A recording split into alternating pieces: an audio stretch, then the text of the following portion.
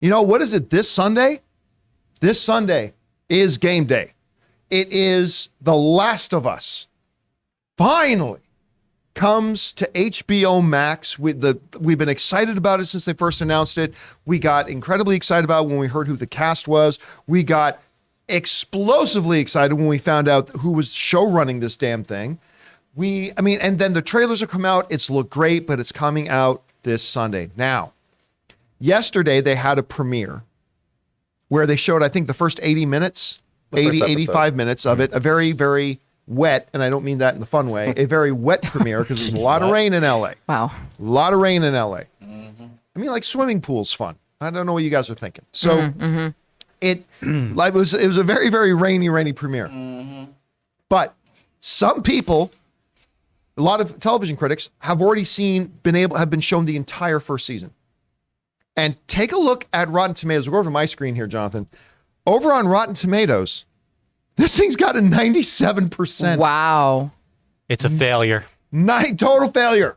If the 3 people didn't like it, it's a total failure, total bomb. It is holding 97%, and the reviews and reactions for this thing are outstanding. They're absolutely outstanding. Listen to this. Meredith Loftus writes, I have seen The Last of Us, and having not played the game, I still felt like I could immerse myself in this world. At the heart of this series is Pedro Pascal and Bella Ramsey bringing to life Joel and Ellie. Their chemistry is truly phenomenal, making the series something special. Ren Leroy wrote, The Last of Us is absorbing, heartbreaking, and cathartic, holds true to the faithful essentials, but expands on profound narrative and meaningful pathos. Pascal and Ramsey are perfect in this beautifully told story about love, finding connection in the darkest times. It's a story about hope.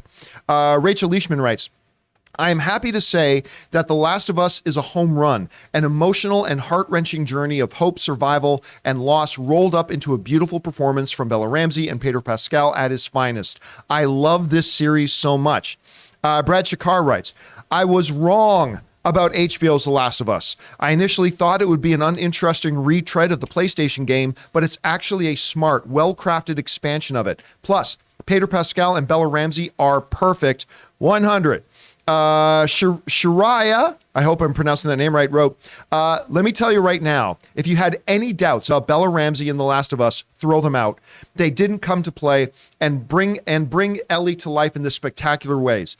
One of the best transfers from game to screen I have seen of a character. Brilliant work, Last of Us. Lyle Haley writes, The Last of Us on HBO is the best game to screen adaptation. That's not exactly a high bar, but it's the best screen to game adaptation I have ever seen that stayed true to why I love Joel and Ellie's story so much.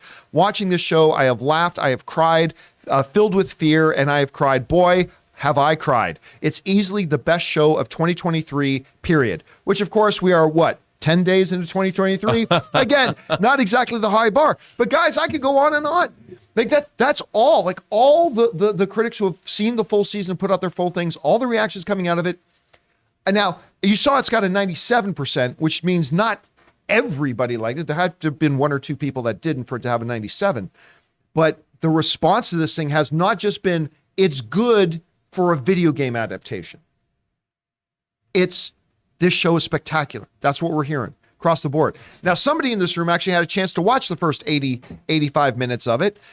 Taylor, our own Taylor Gonzalez had a chance to see it. What did you think about it, Taylor? I was so happy with the adaptation. It was about 85 minutes, soaking wet. I honestly have not seen that much rain in LA. I feel like HBO wanted it to set the tone, set the atmosphere. It was very spooky. And it rained in the episode. Spoiler, it rained in the episode. But I was just so happy. I feel like I gave it away. But the acting, the direction, it was just so cinematic. And then one thing that I learned that I didn't know going into it was that the composer for the video games actually helped compose music for the series. So it just has that through line that really connects it. I am so happy with this. It comes out this Sunday. I cannot wait to watch it again. It's just, I was blown away. The lady next to me, I was telling you guys before the show, she didn't know what The Last of Us was. She was there, I think, with her son or with her nephew. And she was having a blast.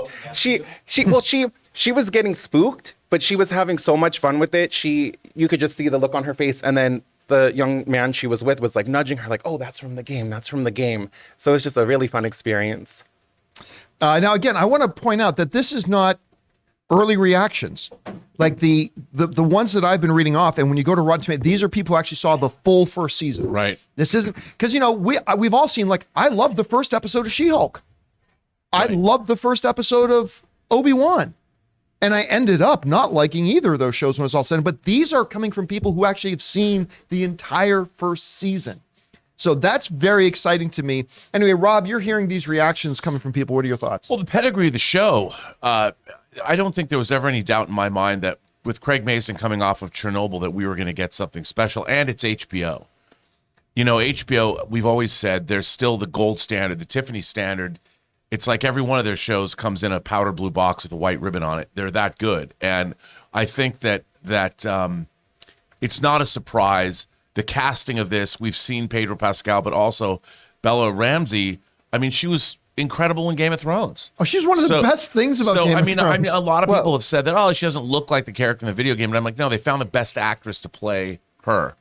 And, with the production values that they're probably able to muster, John, I can't wait for this show. And even the trailers, I mean, you can see that it's very upscale. And I love post-apocalyptic, end-of-the-world, zombified, disease stories. They're one of my favorite genres.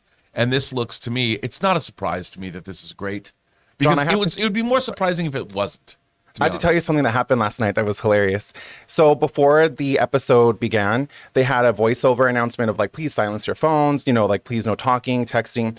But it was by Nick Offerman. Yeah. Oh my God. By the way... Who, by the way, is Ron Swanson from Parks and Rec. He was like, by the way, I am not in this episode, so please lower your expectations. I was busting up that he put that in there at the end.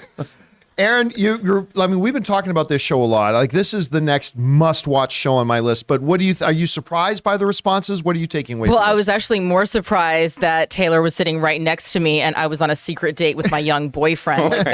But thank you for not calling that out. No, the thing that I'm actually the most excited about is the fact that almost all of these responses, these reviews, are talking about the relationship and the chemistry between Pedro Pascal and Bella Ramsey, because if you've been watching the show for a long time, you know that my big thing is story. You can't have a movie or a TV show if you don't have a story. But very close underneath that is relationships. The relationships between people are the thing that really is going to, it's the thing that's going to make people keep coming back, not just because of the world that's there, but because of who is in that world and whether or not we actually care about those people. We talked a lot when Obi-Wan Kenobi was airing about our frustrations with the series, but the one thing that really drew us in that we loved were the scenes between Vivian Lyra Blair and Ewan McGregor because of their dynamic chemistry. Yeah. So to hear that Pedro Pascal and Bella Ramsey have that engaging, lightning chemistry, that is not necessarily the thing that's going to get people to start watching, but that relationship is the thing that's going to get people to keep watching. And that gives me hope, not just for the pilot, for this first episode, but for the series, not just also through this season, but long-term into the future. So I'm excited about it. I'm ready to start watching on Sunday.